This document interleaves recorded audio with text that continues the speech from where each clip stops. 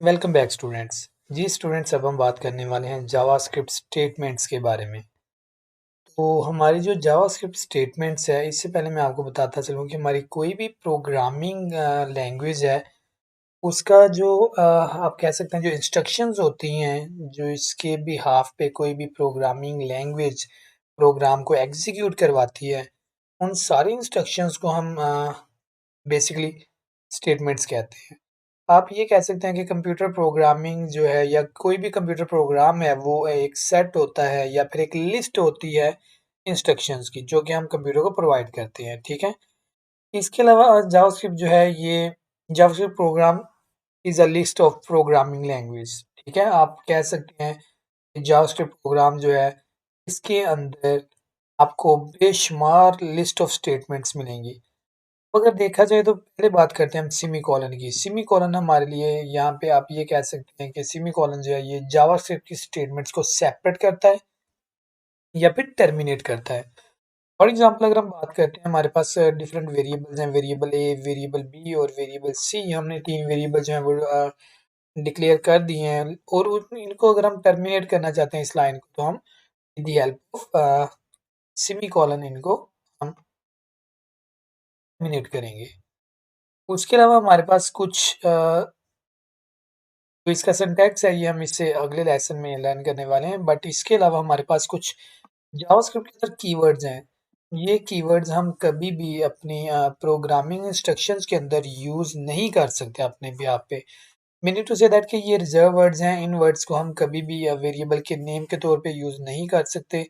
ठीक है। For example, अगर आप कोई वेरिएबल क्रिएट करते हैं, तो आप कभी भी उसका वेरिएबल नेम नहीं रख सकते। ठीक है। वेरिएबल एक डेटा टाइप है। सिमिलरली ये डेटा टाइप्स हैं, और ये हमारे जो कीवर्ड्स हैं, ये रिजर्व वर्ड्स हैं।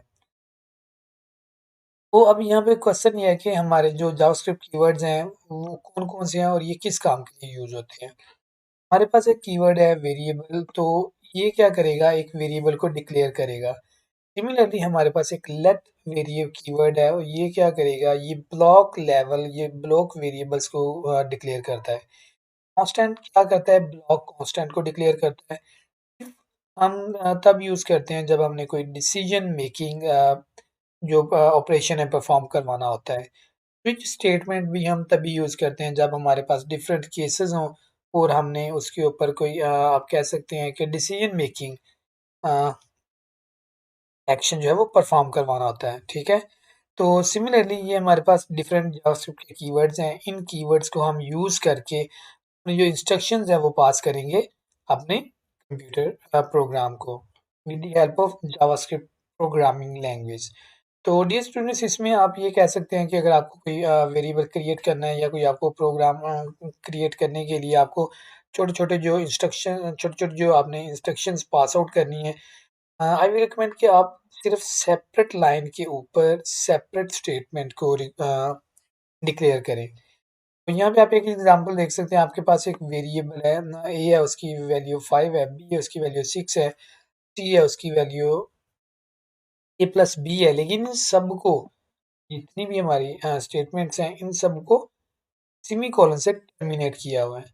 तो डियर स्टूडेंट्स, इस लेसन में हमने सिर्फ और सिर्फ यही रीड आउट किया है कि हमारी जो स्टेटमेंट्स हैं उनकी डेफिनेशन क्या है। स्टेटमेंट्स की डेफिनेशन हमने ये की है कि set of instructions given to a computer for performing multiple tasks, उसको हम एक स्टेटमेंट का नाम बोलेंगे। ठीक है। और हमें ये पता है कि जावास्क्रिप्ट जो है, ये इसके अंदर हमें अनलिमिटेड लिस्ट ऑफ स्टेटमेंट जो है वो मिलेंगी। तो उम्मीद करता हूँ आज का जो लेसन है ये आप लोगों के लिए हेल्पफुल रहा होगा। अगले लेसन में हम फिर मुलाकात करते हैं इंशाल्लाह, और फिर हम डिस्कस करेंगे अपने जावास्क्रिप्ट सिंटैक्स को।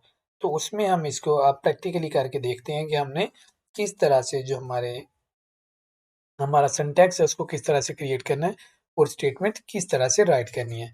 मुझे इजाज़त दें, मिलते हैं अगले लेक्चर में। अल्लाह हाफिज़।